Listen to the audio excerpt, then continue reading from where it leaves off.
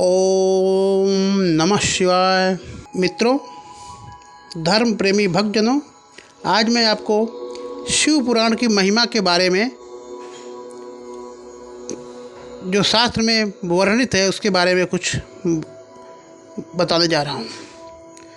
व्यास जी कहते हैं कि जो धर्म का महान क्षेत्र है और जहाँ गंगा जमुना का संगम है, उस प्रयाग जो ब्रह्मलोक का मार्ग है, सत्यव्रत में तत्पर रहने वाले महातेजस्वी महाभाग महात्मा मुनियों ने एक विशाल यज्ञ का आयोजन किया था।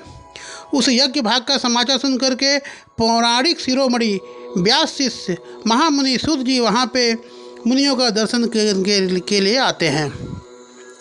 सूत जी को देख करके सभी ऋषिगण बहुत खुश होते हैं, बहुत प्रसन्न होते हैं और उन्होंने ऐसा कहते हैं कि आपका यहाँ आना कोई अनायास नहीं है। आप हमारे बहुत पुण्य कर्म उदित हुए हैं जिसके कारण आपको यहाँ आप आए हैं। तो कृपया हमको ऐसा बताइए कि कलयुग में क्या ऐसा करें कि जिससे कि आदमी और मानव जाति का कल्याण हो और सब लोग एक अच्छी तरह से जीवन निर्वाह कर सकें और उनकी जो है मुक्ति हो जाए और पाप उनको छू न सके। जैसा कि सर्वविदित है कि कलयुग में लोग हर तरह के बुरे काम करेंगे और किसी का कोई भी संस्कार जो तीनों युगों में रहा है, सतयुग, द्वापर और त्रेता में, उस तरह के लक्षण प्रायः समाप्त हो जाएंगे। तो मनुष्य बहुत ही अहंकारी और अपने तक सीमित रहने वाला और दूसरों का कल्याण सोचने का छोड़ ही देगा। सूत जी कहते हैं कि साधु महात्माओं, आपने बहुत अच्छी बात पूछी है और आपका यह प्रश्न जो है तीनों लोगों का हित करने वाला है। गुरुदेव का व्यास जी का स्मरण करके उन्होंने इस विषय में कुछ उन्होंने बताया और उन्होंने कहा कि जो शिव पुराण है वह वेदांत का सारतत्व है और वक्ता और सुनने वाला दोनों के पापों से उद्धार करने वाला है। इतना ही नहीं, यह परलोक और परमार्थ वस्तु को देने वाला है।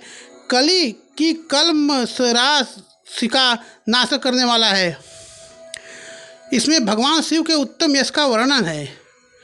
धर्म, अर्थ, काम और मोक्ष, ये चारों पुरुषार्थों को देने वाला है यह शिव पुराण। ये अध्ययन मात्र से ही कलयुग में पाप में आसक्त हुए जीव को श्रेष्ठतम गति प्राप्त हो जाएगी। कलयुग के महान उत्पात तभी तक जगत में निर्भय होकर चलते हैं जब तक कि कोई भी मनुष्य शिव पुराण नहीं सुनता है या उसके जीवन में शिव पुराण का उदय नहीं होता है। इसे वेद के तुल्य माना गया है। इस वेद कल्प पुराण का सबसे पहले भगवान शिव ने ही प्रणयन किया था। विघ्नेश्वर संहिता, रुद्र संहिता, विनायक संहिता, उमा संहिता, मातृ संहिता, एकादश रुद्र संहिता, कैलाश संहिता, शतरुद्र संहिता, कोटि रुद्र संहिता, सहस्त्र कोटि रुद्र संहिता, वायवीय संहिता और धर्म संहिता, इस प्रकार इस पुराण के 12 संहिताएँ अत्यंत पुरमयी मानी गई हैं। अगर मैं इनके श्लोकों की संख्या बताऊं तो आप लोग को सब आदरपूर्वक इसको सुनना चाहिए, क्योंकि विघ्नेश्वर संहिता में 10,000 श्लोक हैं। रुद्र संहिता, विनायक संहिता, उमा संहिता और मातृ संहिता, इनमें प्रत्येक में 8,000 श्लोक हैं।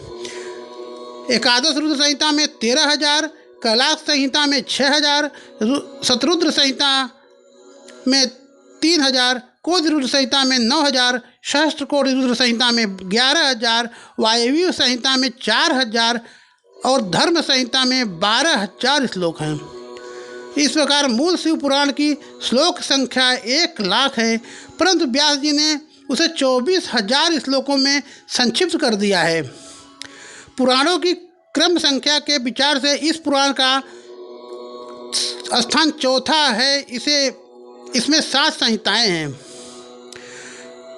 पूर्व काल में बहुत समय पहले भगवान शिव ने श्लोक संख्या की दृष्टि से 100 करोड़ श्लोकों का एक बहुत बड़ा ग्रंथ ग्रथित किया था।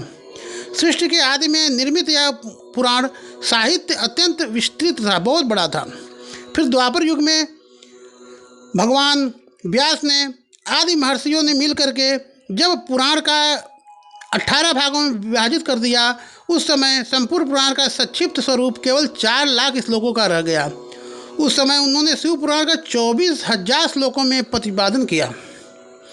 यही इसके श्लोकों की संख्या है। यह वेद तुल्य पुराण 7 संहिताओं में बटा हुआ है। इसकी पहली संहिता का नाम विघ्नेश्वर संहिता है, दूसरी संहिता का नाम रुद्र संहिता है, तीसरी संहिता शतरुद्र संहिता, चौथी संहिता कोटि रुद्र संहिता, पांचवी संहिता उमा संहिता, छठी संहिता कैलाश संहिता और सातवीं संहिता का नाम वायवी संहिता है। इस प्रकार ये 7 संहिताएं मानी गई हैं। इन 7 संहिताओं से युक्त दिव्य महापुराण शिव पुराण वेद के समान प्रामाणिक तथा सबसे को कल्याण प्रदान करने वाला है। यह निर्मल शिव पुराण भगवान शिव के द्वारा रचा गया है। इसे शैव शिरोमणि भगवान व्यास ने संक्षेप में संकलित किया है। यह समस्त जीव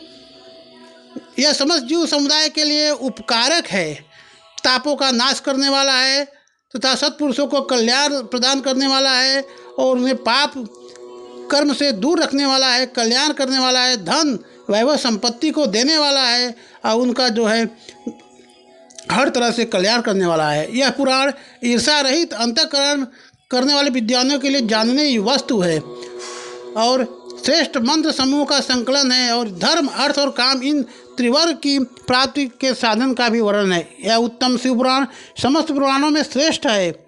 वेद वेदांत के वेद रूप में विलसित परम वस्तु परमात्मा का इसमें ज्ञान किया गया है। जो बड़े आदर से इसको पढ़ता और सुनता है और भगवान शिव का प्रिय हो जाता है और परम गति को प्राप्त कर लेता है। इसलिए मनुष्य को अपने कल्याण के लिए, अपने जन्म के कल्याण के लिए, अपने समाज के कल्याण के लिए, अपने हर तरह के उद्धार के लिए इस शिव पुराण को अवश्य ही पढ़ना चाहिए, अवश्य ही पढ़ना चाहिए, अवश्य ही पढ़ना चाहिए। तो बोलिए जय श्री महाकाल।